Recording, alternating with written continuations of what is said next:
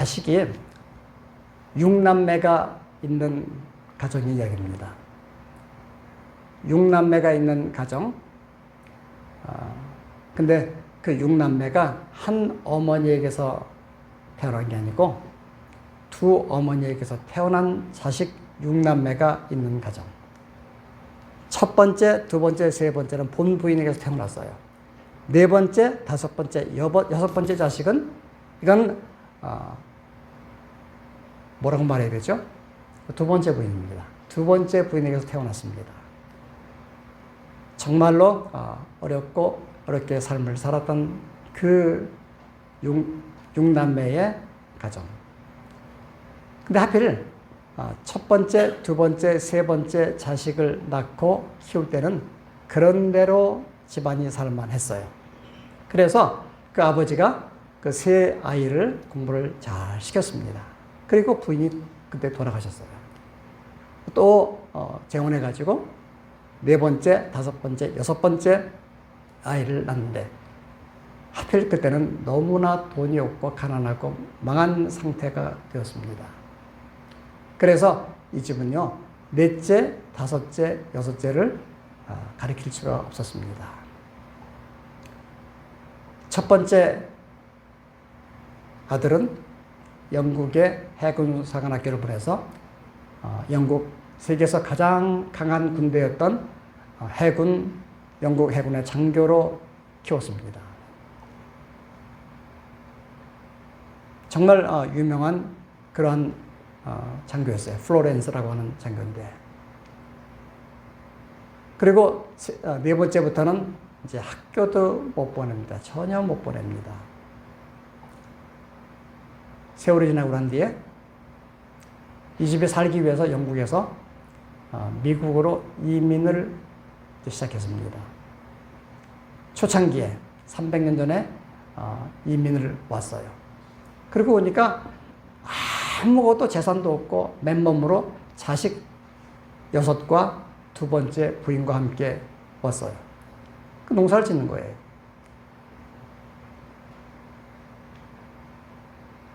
낭막한 가운데 농사를 짓는데 아버지는 아무 말도 하지 않아요. 넷째, 다섯째, 여섯째 놓고 농사져라. 그리고 첫 번째, 두 번째, 세 번째 영국에서 살게 했고, 그리고 이 넷, 다섯, 여섯째와 함께 농사를 지면서 세월을 보내는데 이 아버지가 교육시킬 능력이 없어요.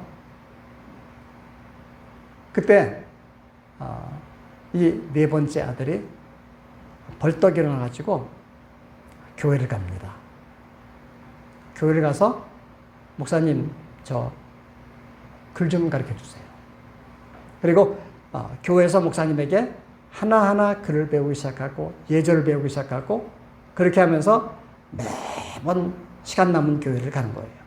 그리고 낮에 또 열심히 일을 해요. 농사를 짓는 거예요. 농사 힘듭니다. 진짜 힘들게 일을 하는 거예요.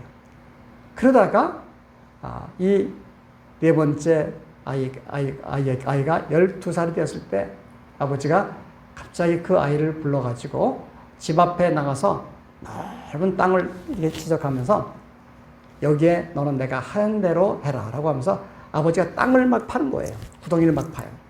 그리고 씨앗을 주면서 씨를 뿌려.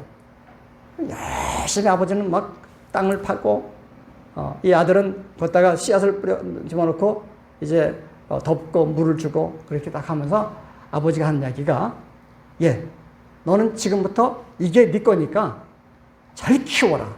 물을 계속 줘라. 그렇게 이야기를 했습니다. 이 아이는 12살짜리가 열심히 물을 주면서 자기 거라고 하니까 농사를 잘 짓는 거예요. 근데 어느 날 보니까 땅 속에서 파릇파릇 싹이 나기 시작하는 거예요. 아주 예쁜 싹이 나니까 이 아이는 신나가지고 더 물 주고 열심히 했어요. 그리고 또 조금 시간이 지나고 나는데 이게 자란 게 좀 크다 보니까 그게 글자 모양을 형성한 거예요.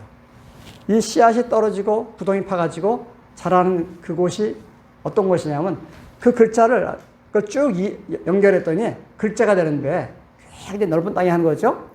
그 글자 이름이 뭐냐면 워싱턴이었어요. 아버지가 그 아이에게 이렇게 말합니다. 아빠 저거 보세요. 저기 내 이름 있잖아요. 야, 너무 신기해요. 그랬더니 이 아버지가 하는 얘기가, 그래 아들아, 나는 너에게, 바로 너에게 내가 아닌 참된 아버지 하나님을 소개해 주고 싶었단다. 난 너에게 하나님을 소개하고 싶었고, 참 아버지 하나님이 하늘에서 너를 바라보면서 네 이름을 보면서 너를 알 수 있게끔 하기 위해서 이렇게 했단다. 그러면서 하나님이 너희 아버지고 너를 보고 있다는 사실을 그 아버지가 이야기를 해줬어요. 그리고 아버지는 돌아가십니다. 육신의 아버지는. 여전히 땅을 파는 거예요. 농사를 짓는 거예요. 지금처럼 전기가 없었죠. 집에 벽난로가 있습니다. 되게 추워요. 그러니까 버지니아는 너무 추워요. 그런데 벽난로에다가 이제 나무를 이렇게 집어넣고 저녁에 불을 피우면서, 그러면서 이 조그만 소파에 앉아가지고, 나무 소파에 앉아가지고 어머니가 앉아 있으면 이 워싱턴은, 12살 먹은 워싱턴은 어머니 무릎 위에 머리를 대고 이렇게 누워 있습니다. 어머니 무릎 위에 누워 있는 그 순간이 얼마나 좋았는지 이 워싱턴. 그때 어머니는 그 모닥불, 벽난로 모닥불 속에 성경을 펴놓고 성경을 쭉 읽어줍니다. 그 성경 읽어주는 그 성경의 이야기가 뭐냐면 창세기였어요. 창세기를 아들에게 무릎을 발베개 삼아서 눕혀놓고 태초에 하나님의 천지를 창조하시니라 하면서 성경을 쭉 읽어주는데, 그 이야기를 들으면서 이 워싱턴, 12살 워싱턴은 너무 행복했어요. 학교도 못 가본 아이예요. 너무 행복했어요. 그러다가 갑자기 어머니가 성경 읽을 때, 엄마 잠깐만 하더니 벌떡 일어나더니, 내가 참 내 인생의 멘토를 만났어요.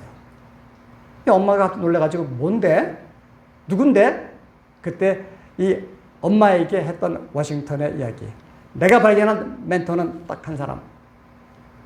창세기 12장 1, 2, 3절 읽을 때였어요. 아브라함. 나는 아브라함이 내 평생의 멘토가 될 거야. 내가 축복하는 자에게 축복할 것이고, 내가 저주하는 자에게 저주할 것이며, 그 이야기를 들으면서 나는 이렇게 복을 나눠주는 사람이 될 것이다. 나는 아브라함과 함께 내 스승으로 삼아서 난 살 거야. 그러면서 움직일 때마다, 또 자기가 어려울 때마다 중얼중얼. 요즘 같으면 이게 핸드폰으로 이야기하니까 말이 되는 이야기인데, 그때는 걸어가면서 뭐라고 중얼중얼, 미친 사람 같아 보이는 거죠. 그런데도 불구하고 중얼중얼 하는 거예요. 나중에 물어봤어요. 너 뭐 하는 거냐 했더니, 내 멘토 선생님 워싱턴하고, 아브라함하고 지금 이야기 나는 거예요. 무슨 이야기인데? 지금 너무 힘들거든요. 어떻게 해결할지 모르겠어요, 도대체. 어떻게 해야 돼요? 선생님, 내 멘토 아브라함 좀 도와주세요.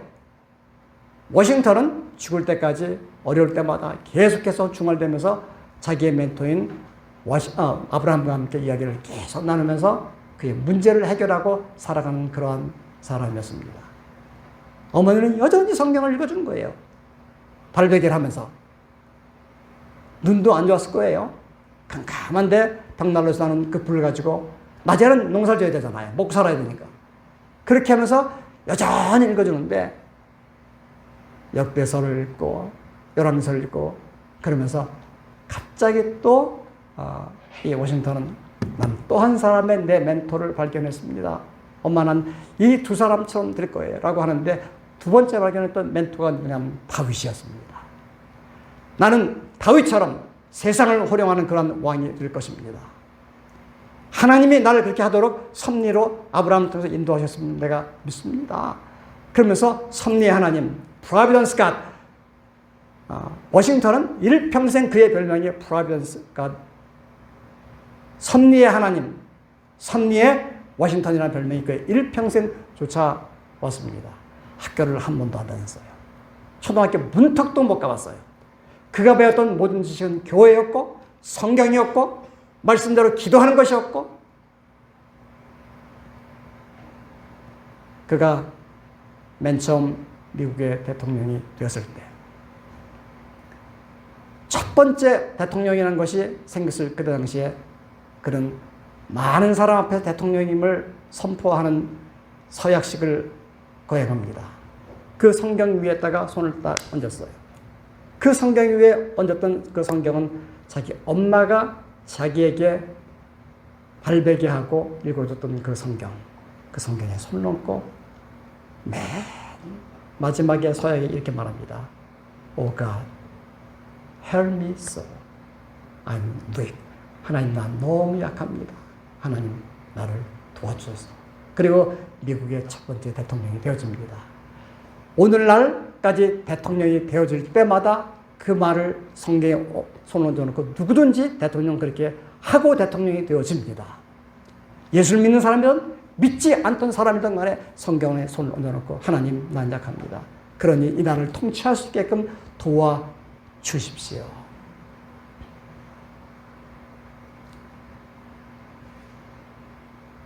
워싱턴은 전쟁을 치르면서 총알이 날아오는 그 전쟁터에서 하루에 4시간씩 기도합니다. 총알이 날아와도 그는 안 일어났어요. 무릎 꿇고 진흙밭 위에서 엎드려서 기도합니다. 희한하게 총알이 앞으로 나갔어요. 안 맞아요. 왜 총알이 하필 거기만 피해간지 모르겠지만 전쟁에서 절대 총알이 맞은 적이 없었던 워싱턴. 그는 열심히 기도합니다. 전쟁에서 미국이 영국을 이길 수가 없는 독립전쟁 때 너무 약한 사람들이 세계 최강의 군대와 싸운 그 순간에 그때 워싱턴이 독립전쟁의 총사령관이 되어서 싸움을 하다가 그 4시간 기도했던 까닭은 뭐냐면 하나님, 약속대로 우리 민족이 하나님을 예배드릴 수 있도록 그렇게 해 주십시오.